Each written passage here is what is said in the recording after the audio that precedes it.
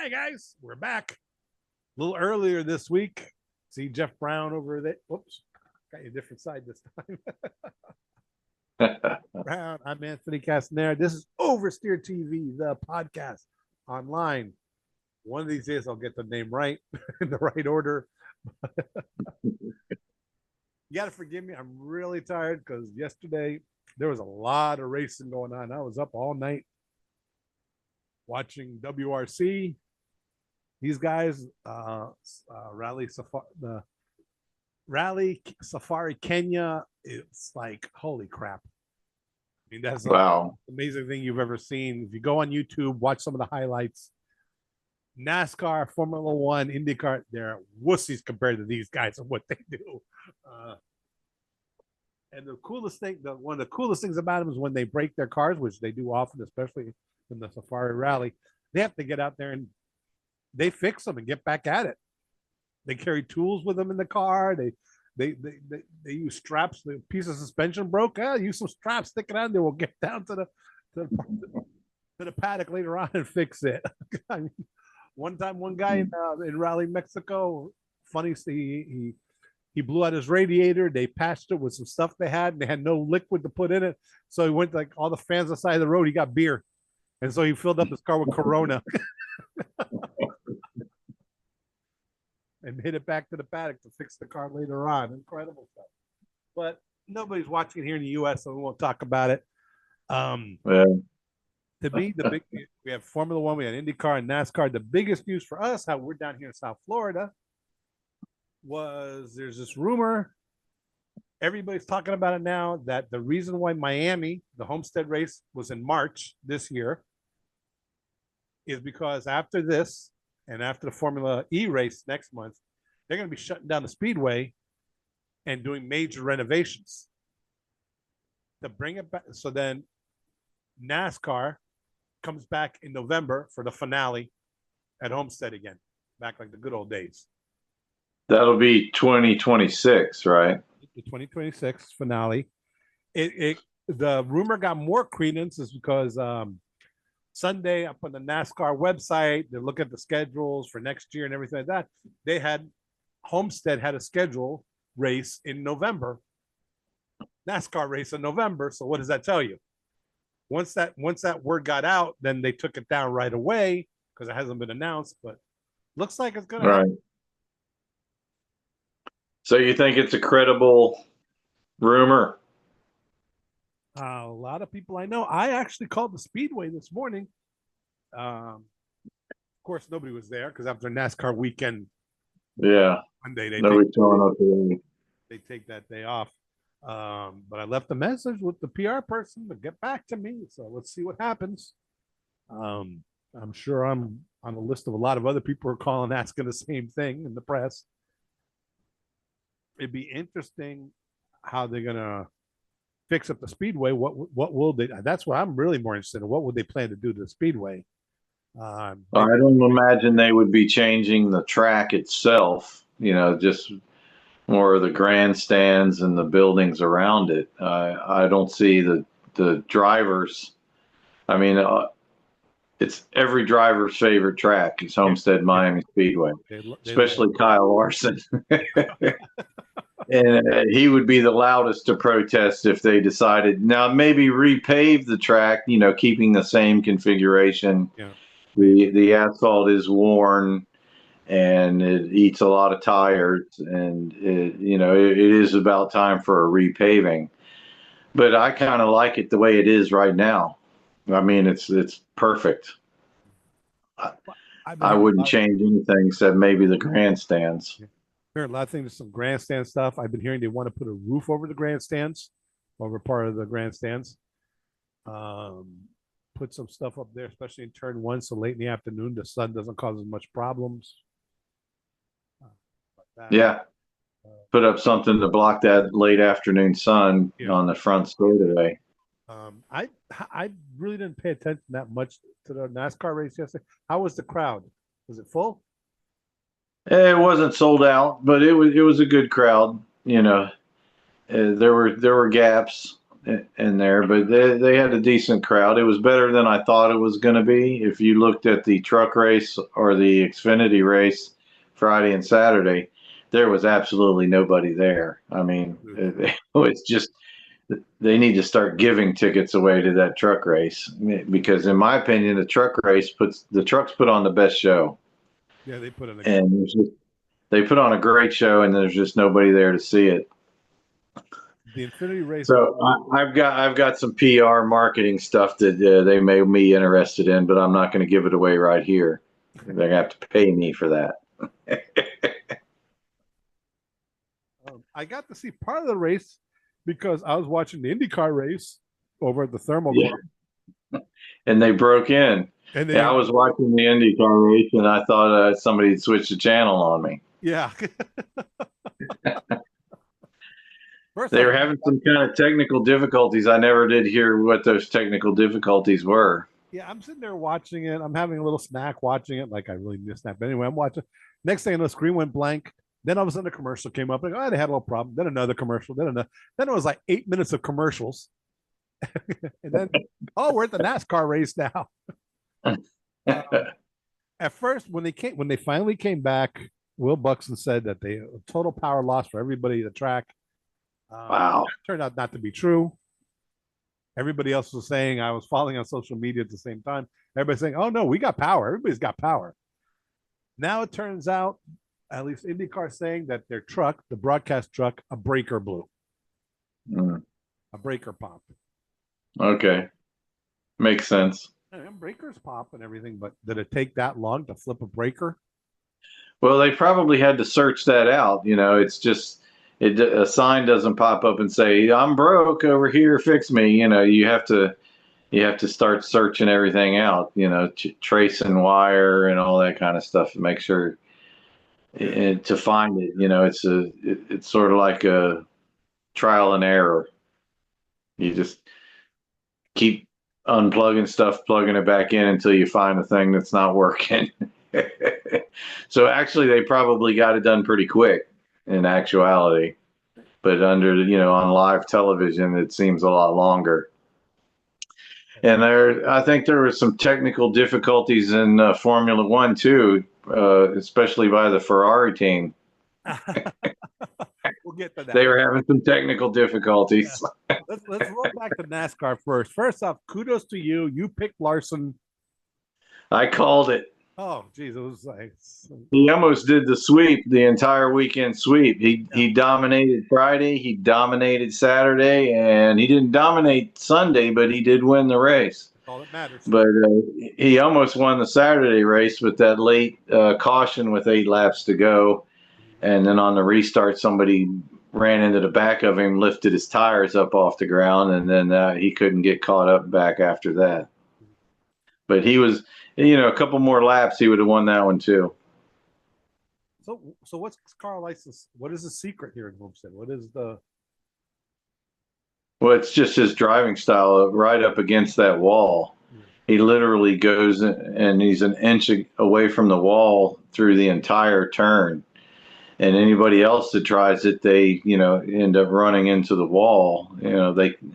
He just has a way of doing it. It just suits his driving style. I say they changed the name of the track to the Kyle Larson Homestead-Miami Speedway because he owns that track at this point. I don't see anybody else winning as long as he's, got that same crew, same car, same driving style. He just dominates that track. That's why I picked him. I knew the way he dominates at that track.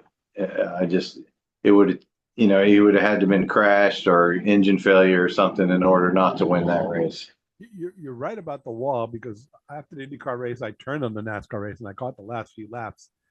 And the wall at Homestead is this nice, pretty light Miami Vice blue. But I'm watching the last few laps and it's just black all the way around. There are a lot of people on both ends. Yeah, a lot of people were rubbing their tires up against that wall. It's like, oh yeah. Usually you see. Well, they had to get up there because that was the only way. Yeah. They were trying to get up there when they were in front of Kyle Larson. They were trying to take that line away from him. but he was just so fast, so good that it didn't matter. He could drive anywhere on that track. It's just amazing how good he is at that track. And there's nothing else to say. I mean, I'm lost. It's a loss for words how good he is. He just is he didn't have the lead and he came up and passed, the last lap or whatever it was, last 2 laps. And it just at will. He just does anything he wants there. That's why I say we need to change the name to the Kyle Larson Homestead-Miami Speedway. that speedway is interesting in that it's really good for NASCAR. I mean, it's a great NASCAR track. Like you said, all the drivers love it. It's usually great racing there. And it's the exact opposite with IndyCar. IndyCar races there are just, I don't know, I never liked the oval IndyCar race there. I don't know what it was. It just never, there was one year where they had a great finish between Sam Hornish and Helio Castroneves when they were both on the Penske team. But other than that, it was just single file racing. Nothing happened. It was usually a boring race on that oval. I think the last race there, we were there. It went entirely caution free. They ran the entire green flag race. It never. I think they wanted to get out of there. It was over before we blinked our eyes, and it was over. Yeah, I think they wanted to get out of there because I think there were more people in the infield than there were in the stands that race. But I remember when they first came up. When the Speedway first was built. Remember, it was like a little miniature Indianapolis, like 4 corners. Yeah. Then they're like, nah, this ain't working. And so they put little bank corners. And then for like a year or two, then they came out with that variable banking. Yes. Variable banking, thinking, it's kind of gimmicky. I don't know if this will work. It's worked for NASCAR. Yeah, other tracks are doing it also. I think Atlanta also went to variable banking. Same thing. In fact, I think like the same banking, I think it's 18, 19, and 20 degrees. Right. And once they did that, the drivers loved it. Now, I think one of the main reasons why they changed it was because you would run down that main straightaway and it was a flat wall. And that's where John Nemechek in the trucks, he was killed that year. Yeah. And I was there, unfortunately, and saw that. But I think after that they realized that this is too dangerous. We need to change the configuration a little bit. And thank goodness they did. I mean, what a change! All the drivers love it. Now they say it's not an easy track to drive. It's very difficult, but it's a driver's track, and they love it. I mean, it was Dale Earnhardt Jr.'s favorite track. In fact, he comes back and occasionally races the Xfinity race there because he loves the track so much. But and he had that same driving style right up against the wall that Kyle Larson's got. But right now, nobody can touch Kyle Larson with at Homestead anyway. We'll see how the rest of the season goes. That's the last thing that the rest of the group wants to hear, the final race being at Homestead. And then if they do make it the championship race and he makes it to that final race, they might as well just go ahead and give him the trophy, before the start of the race. Now, the IndyCar race, the Thermal, that private club, a lot of people are bashing that track. I kind of like the track. It's not the prettiest track. I mean, those ugly homes around it, and then it's just brown and everything. The area around. But I thought the racing was pretty good. There was some interesting passing going on there.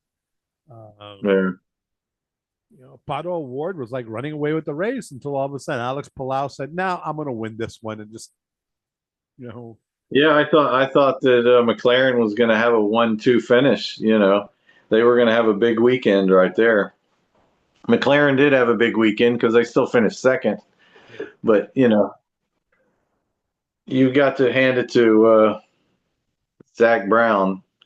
He's really taken McLaren and brought them up to the next level. Made them top tier teams, no matter what series they're running in. considering how bad they were before he took over. Yeah. When Alonso was there, and it was really bad. And, Yeah. Once Lewis Hamilton left McLaren, then that team just fell apart. It's funny how all teams go through peaks and valleys, but they were really really bad for a while, and then they got some money. Then they brought Zach Brown in, and not only the Formula One team, but also then he brought McLaren back to IndyCar, because McLaren back in the '70s had an IndyCar team as well. And I think they're even running some NASCAR stuff, which it may take them a little longer to be a top tier team in NASCAR. To me, the biggest story for the IndyCar race was in the opening lap, the pace lap. They're coming to the green flag, and according to the rules of IndyCar, you're supposed to maintain your position until you get to the start-finish line. Now, right. For Penske, he was near the back. He was running he was qualified next to Devin Defrancesco, who's not the most popular driver. I'll grant you that. There's a lot of people seem to be pissed off at him. I don't know why. And coming into that last corner, McLaughlin kind of just went over on the right and left no room for DeFrancesco, and they hit each other.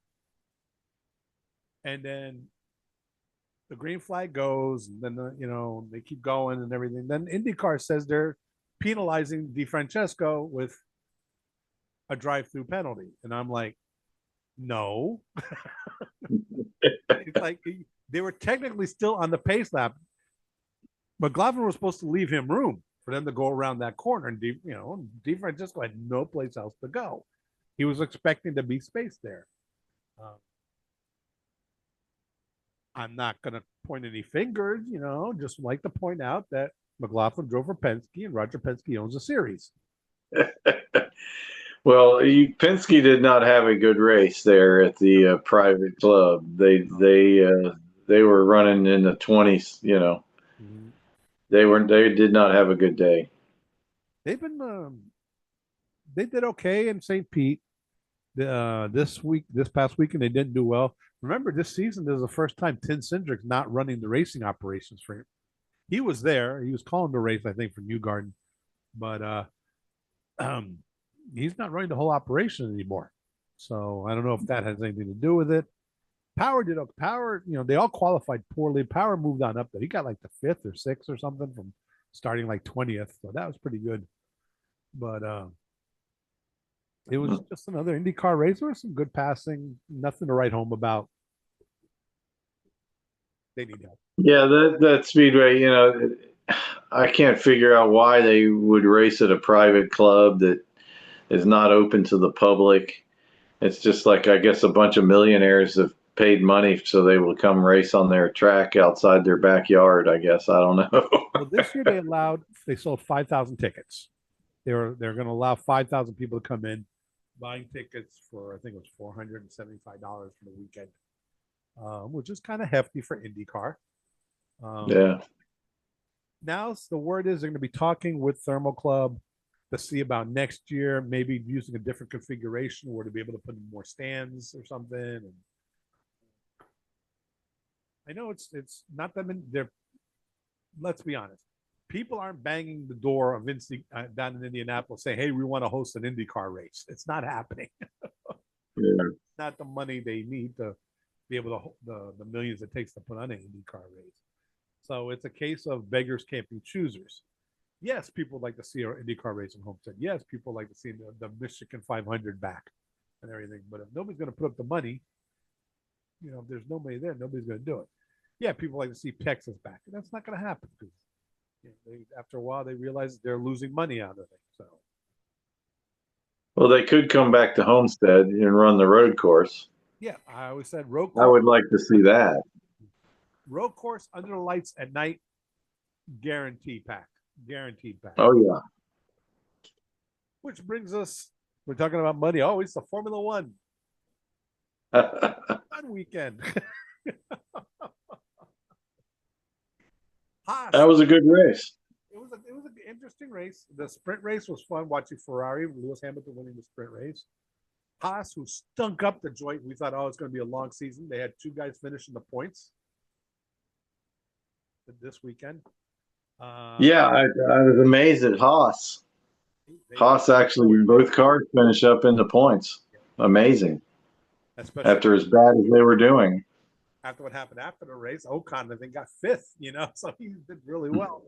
Of course, everybody's talking. Piastri won, Norris was 2nd, Russell was 3rd. Da, da, da, da, da. Interesting race. Everybody's talking about afterwards, both Ferraris disqualified. That I don't recall ever. Are they the only ones? Just the Ferraris? And Gasly for Alpine. And Gasly. And Gasly was disqualified for being underweight. Okay, it's happened before. It's rare, but it happens usually once or twice a year. Somebody's disqualified. The Ferrari. So what's the deal with Ferrari? Ferrari won. Leclerc was underweight by a kilo. In American, that's 2.2 pounds. Somebody messed up there. Yeah.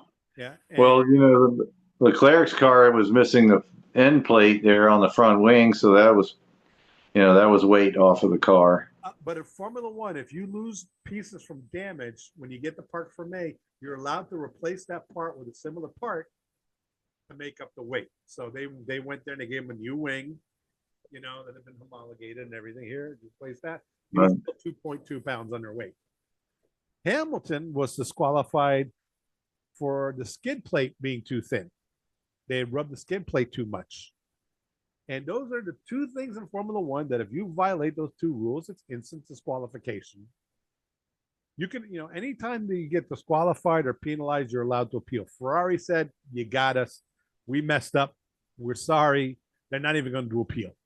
All right? There's really no appeal. There's the scales. You're underweight. There's your skid plate. Measure it. It was rubbing too much, and you rubbed off too much. And for guys, if you don't know, back in the day when they made a mandatory ride height in Formula One, what happened is Formula One is Formula One. The engineers go, it would the start of the race, they'd measure it'd be perfect. They go on the track, the hydraulics would kick in, they'd lower the car almost on the ground. Then when they pull in the pits again, press a button, the car would raise back up. Hey, we're good. We're legal. Well, they used to use a wooden plank, right? They would shave down and they would measure that wooden plank. Do they still use a wooden plank? Now it's a composite wood-like. Okay. They just can't use Formula One. Just can't use wood. They have to use something expensive. But it's everybody has it. They have to buy it from the same company. It's measured there before you start. There it is. And if you rub too much of it off, you're disqualified. And Hamilton rubbed too much of it off. And Formula One's usually very just about that. They said, like, if you go off track and you hit a curb and you rip off part of your plate, they go, okay, we understand. That's cool. We can figure that. But no, it was just rubbed off. And the last time I remember both teams for both cars from a team being disqualified was way back in the 80s when Terrell, that was back in the day when to meet their weight, they would because when you finish a Formula One race, when you weigh yourself, you're supposed to fill it up with gas and water and everything to weigh it. Right. Terrell was like, oh, we're filling up the water, and they were putting in lead shot into their water for their water for brake cooling, and it was like lead shot in it. And then they measured the water, and the water had hydrocarbons in it too, and everything. It was like a mess. And so they were hit bad. They were disqualified for the season. So wow, all their points and everything. So that's the last time I heard of 2 cars being disqualified. Well, I know that they always at the end of the race they drive through all the clag, all the rubber marbles that come off the tires, so the tires will stick to the tires and add weight to the car to make sure that they don't go below weight. So maybe that's what Ferrari needed to pick up more rubber, run through that clag, as David Hobbs would say. They Formula One teams, they cut it really close to the weight because for them every ounce they'll spend thousands of dollars to shave 2 ounces off a car. So every ounce is measured, and they're right knife edge. And then somebody Ferraris has to update their resume today. Somebody's got a one-way ticket out of Maranello. Yeah, because when you think about how much points are worth in Formula One, that's cost for. Well, that just helped Haas too, right? Because they move up with the Ferraris, and Haas actually gets more points. So that just made their season right there. Because with those first few races, it didn't look like Haas was going to score a point all season. And then all of a sudden, this race, they're both cars in the top 10. Ocon got, I think, when it was all said and done, after the penalties, I think Ocon got 5th, and Bierman, who impressed the heck out of me this past weekend. He did quite well in the sprint race. He qualified well. I think Bierman he was 10th, so he's 8th now. So that's not a rookie either. And it's and then of course there's Larson with Red Bull, who dude. Red Bull is struggling. Well, big time. It's just, Verstappen's is qualifying near the front. He's finishing near the front. Lawson's near the back. This is what I think is going on at Red Bull. Back in the day, Formula One teams used to be, you had a number 1 driver and then the number 2 driver, and he was there to pick up scraps. Right. Driver. Now that doesn't happen anymore, except I think in Red Bull, because last year, look what happened with Sergio Perez on Red Bull. He stunk up the joint. I don't think he forgot how to drive all of a sudden. Okay. Then who did a couple races last year for Red for not Red Bull, the other, or Russell, whatever it's called nowadays. He did okay. He impressed a lot of people. Now he's on Red Bull. He's stinking up the joint. He can't do any worse. I just can't believe that there's 6 rookies in Formula One all at the same time. That's unheard of. The Red Bull would put a rookie out there. It's just the rookies are supposed to come through the RB team. What are they, Racing Bulls or whatever they're called now? They would bring their rookies up through the RB team, and then when they were ready, they could move over to Red Bull. But just bring a rookie into a top-tier team that had a champion last year. They're counting. And 6 rookies in Formula One. There's only 20 spots. He's not a rookie. Lawson's not a rookie. He raced like 5 races last year. Okay. Yeah, well, Racing Bull. He's still a rookie. Okay. What's going on, I think, in Red Bull is like the car was built for Max Verstappen. It's set up for Max Verstappen. Are you having a home invasion of your house? I don't know. Everything in that team revolves around Max Verstappen, and Lawson's there, and it's like, that's what we're giving you. Deal with it. And I don't think he can. And there's already a rumor that they're going to take Yuki Tsunoda from the Racing Bulls team and move him up and replace Lawson in Japan in 2 weeks. And then there's Calapinto, the Argentine guy who came in and raced for Williams last year for a few races. He's another guy that people say he might race for Racing Bulls, for a Red Bull. So who knows? I love Formula One because I love all of this soap opera crap. Well, maybe they're going to do a reverse of last season. Last season, they dominated the first half of the season, and then they fell off a cliff. So maybe this year they're going to climb up the cliff and dominate the second half of the season. Maybe. Who knows? Good season. Because look, Piastri had pole, but Norris didn't get second. Russell got up there. The Ferrari won the sprint race. I think we're going to see an exciting season this year. I think we're going to see multiple winners. Yeah. I think it's close enough that it's going to create a lot of competition between all the teams. Last year when the season started and Red Bull just dominated I kind of lost interest a little bit, thinking I don't want to see Red Bull just dominate an entire season and win every race, and that gets boring after a while. This season is another deal. Ferrari jumps up there and wins the sprint race. McLaren is now the top team, but it's very precarious. at any moment they could fall off that cliff too, and then all of a sudden Red Bull's back, and Mercedes is having a resurgence. But there again, they've got a rookie, so their points are suffering.